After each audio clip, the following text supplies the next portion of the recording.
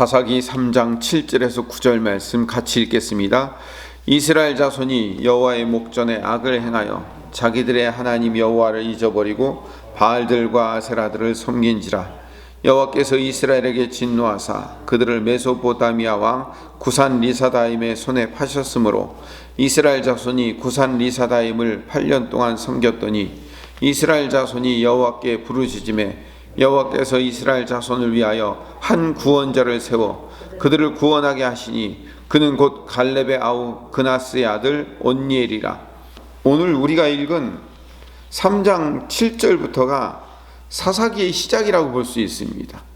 여기서부터 사사기의 사이클이 이제 돌아가기 시작합니다. 첫 번째 사이클이 시작되는 거죠. 첫 번째 사사 이 온니엘은 갈렙의 조카예요. 여호수아 15장 13절에서 19절에 보면 그 갈렙의 비전을 이 온니엘이 완수해줘요. 그래서 자기 딸 악사를 아내로 주는 일이 그 여호수아 15장에 기록되어 있습니다. 그리고 그 온니엘의 성공 이야기가 사사기 1장에 다시 반복되고 있어요. 그런데 2세대 이스라엘 백성들이 이제 다 죽고 제3세대 이스라엘 백성들 그들이 등장하면서 실패하고 하나님을 잊어버린 세대가 등장하기 시작한 겁니다.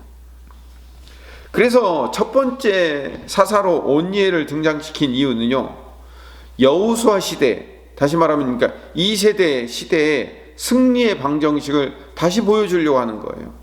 모델을 다시 꺼내서 등장시켜서 이것이 바로 하나님 나라에서 승리하는 방정식이다라는 것을 보여주기 위해서 온니엘을 등장시킨 거죠.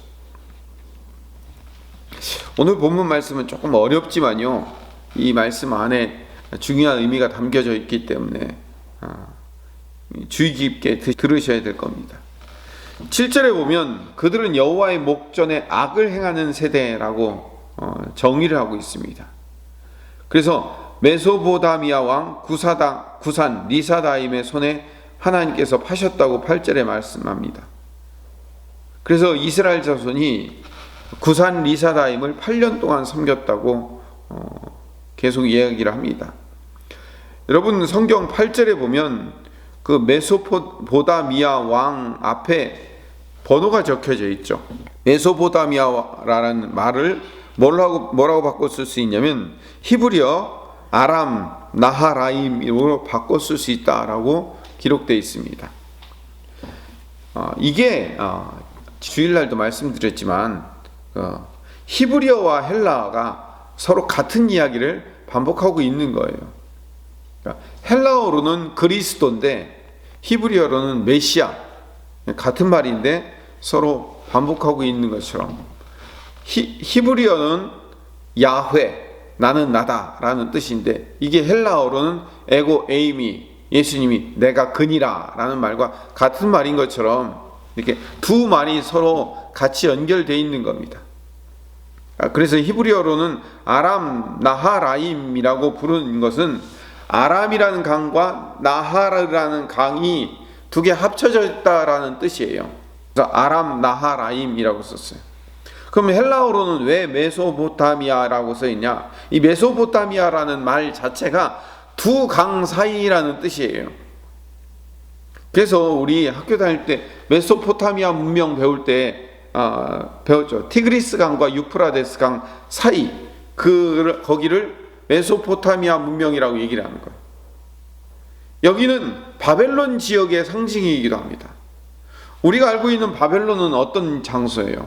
이스라엘 백성들을 점령한 나라이기도 하지만 나중에 요한계시록에 가면 이 바벨론이라는 나라는 세상을 의미하기도 해요. 그래서 이 메소포타미아라는 말이 굉장히 중요한 의미로 등장을 하는 거죠. 그리고 그 메소포타미아의 왕 구산 리사다임이 이스라엘을 점령했다고 했는데 이 구산 리사다임이라는 말의 뜻도 죄를 더한 구산, 이름 뜻이 그래요. 리사다임이 죄를 더했다, 죄가 2배다 이런 얘기예요. 그래서 2배로 사악한 쿠샨 이런 의미가 거기에 담겨져 있어요. 그 메소포타미아라는 지역 이름도 두 강 사이라는 뜻이고 왕의 이름도 리사다임이 두 배의 죄를 가진 이런 뜻이에요. 다임, 이 리사다임이라고 했는데 이 다임이라는 말이 두 배라는 말이 담겨져 있어요. 예레미야 50장 21절로 가보면 제가 읽어보겠습니다. 이는 여호와의 말씀이니라. 너희는 올라가서 무라다임의 땅을 치며 그곳의 주민을 쳐서 진멸하되 내가 너희에게 명령한 대로 다 하라 라고 되어 있어요. 예레미야 50장이 무슨 얘기를 하고 있는 거냐면 여호와께서 바벨론을 심판하는 장면이에요. 그래서 예레미야 50장 맨 앞에 제목이 쓰여져 있는데 거기에 보면 여호와께서 바벨론을 심판하시다라는 제목이 붙여져 있는 걸 볼 수 있습니다. 하나님께서 바벨론을 심판하실 때, 즉 바벨론이 또 다른 이름이 뭐냐면 무라다임이야. 무라다임 땅을 치며 그곳의 주민을 진멸하되 라고 했을 때 그 무라다임의 땅이 어디냐면 바벨론이에요. 이 무라다임이라는 곳은요 아람 나하라임이란 것과 같은 지역을 의미해요. 이 무라다임의 뒤에 그 다임이라는 말이 두 배라는 얘기잖아. 무라다임이라는 말도 두 배의 쓴맛 이런 뜻이에요. 그 바벨론이라는 지역 자체가 그 두 배라는 말이 들어가 있는 거예요. 두 배의 악, 두 배의 쓴맛 이런 뜻이 담겨져 있어요. 하나님이 이스라엘 백성들을 맨 처음에 왜 메소포타미아의 왕에게 넘기셨을까? 왜 구산 리사다임이라는 왕에게 넘겨주셨을까? 거기에 의미가 있기 때문에 그래요. 두 강 사이에 있는 두 배로 악한 왕에게 당신의 백성들을 넘기시는 거예요. 다시 말하면 하나님의 백성들이 죄와 악으로 하나님을 잊어버리고 다른 신들을 섬기기 시작하자 그 하나님이 삶의 중심에 있지 않는 자들을 바벨론이라고 불리우는 악이 두 배로 가득한 장소에 몰아넣으신다. 이게 지금 오늘 본문의 이야기인 거예요. 이 첫 번째 사사의 사건은 굉장히 우리에게 중요한 의미를 담고 있습니다. 왜냐하면 이스라엘 백성들의 나중에 미래를 예견하고 있는 내용이기 때문에 이스라엘 백성들이 이스라엘이라는 나라가 언제 멸망해요? 완전히 북왕국은 아수르에 의해 멸망하고 남왕국은 바벨론에 의해서 멸망당하고 바벨론 포로로 두 배의 악이 있는 바벨론으로 끌려가지 않습니까? 그러니까 이스라엘이 결국은 하나님을 섬기지 못하고 두 배의 악이 있는 바벨론으로 끌려가고 말 것이다라는 것을 미리 상징적으로 보여주고 있는 거예요. 사사기 처음 시작할 때부터 가나안 땅을 이제 막 점령하고 살기 시작할 때부터 이스라엘은 실패할 거야, 안 돼라는 이야기를 하고 있는 거죠. 그러면 이제 시작하는 시점에서 왜 너희들은 안 돼, 너희들은 바벨론의 포로로 끝나고 말 거야 라는 이야기를 왜 맨 처음에 시작하실까요?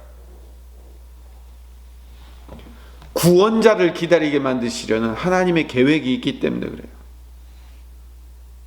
구원자이신 예수님이 우리에게 꼭 필요하다는 사실을 보여주기 위한 하나님의 계획이 담겨져 있는 거예요. 상징적으로 담겨져 있는 거예요. 하나님은 당신의 자녀들이 죄를 짓고 하나님을 온전히 섬기지 못할 때 두 배의 악이 있는 곳으로 당신의 백성들을 넘기셔서 거기서 결국은 절망이 솟아오를 수밖에 없도록 만들어서 하나님 이외에는 방법이 없음을 고백하게 만드는 것이 하나님의 계획인 거죠. 이것이 가장 잘 나타나 있는 신약의 비유가 탕자의 비유예요. 탕자가 아버지를 떠났을 때 악이 두 배나 있는 곳으로 들어가 돼지가 먹는 열매조차도 같이 나눠 먹으면서 그것조차도 없는 그 악의 구렁텅이로 들어갔을 때 그 탕자에게서 나올 수밖에 없는 반응은 내 아버지 집 아니면은 내게는 방법이 없습니다라는 고백이 나오도록 만드시려는 것이 하나님의 계획이라는 거죠.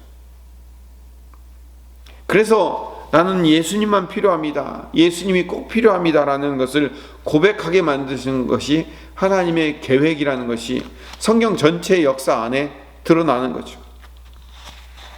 그래서 하나님의 백성은 죄를 짓고 악이 2배가 되는 구렁텅이로 빠졌을 때 성령이 탄식하심으로 말미암아 하나님을 찾는 자들에게 사사이신, 마지막 사사이신 예수님이 등장하셔서 우리를 회복시키고 구원하는 이야기가 성경 전체의 구속사적 해석 안에 다 들어가 있는 겁니다. 모든 사사가 다 그렇지만요, 온니엘은요 예수님의 상징이기도 합니다. 갈렙과 온니엘은요 원래는 이스라엘 백성들이 아니에요. 갈렙은 온니엘과 마찬가지로 겐 사람이에요. 이 겐 사람이라는 것은 뭐냐면, 이 겐 사람들이 누구냐면 모세의 장인, 그 미디안 제사장으로 있었던 모세의 장인이 겐 사람, 정확히 이야기하면 이방인이었죠. 그 이방인을 통하여서 첫 구원이 이루어지기 시작하는 거죠. 온니엘이라는 이름 뜻 자체가 하나님이 힘이시다 또는 하나님의 힘, 이런 뜻이에요. 하나님의 힘으로만 우리를 구원하실 수 있다라는 이야기가 온니엘이에요. 그러니까 외부로부터 누군가가 와서 우리를 구원해 주지 않으면 이스라엘은 구원받을 수 없다라는 것을 보여주고 있는 상징적인 이야기인 거죠. 결국은 이 모든 사건들 하나하나가 앞으로 오실 예수님이 우리의 구원자라는 것을 밝혀주고 있는 상징적인 이야기의 시작인 거죠. 성도는 하나님을 떠나게 되면요 2배나 악이 되는 악의 구렁텅이에 빠질 수밖에 없어요. 거기서 우리가 하나님만이 우리의 구원자입니다, 하나님 나에게 구원을 베푸시지 않으면 우리는 안 됩니다 라는 사실을 고백하게 만드시고, 그때 우리로 하여금 예수님을 보내주셔서 우리를 구원하시는 이야기가 성경 전체의 이야기인 거예요. 성도는 그런 의미에서 늘 예수님이 필요하다는 사실을 고백해야 됩니다. 우리는 예수님 없이는 살 수 없는 존재라는 사실을 깨닫는 거예요.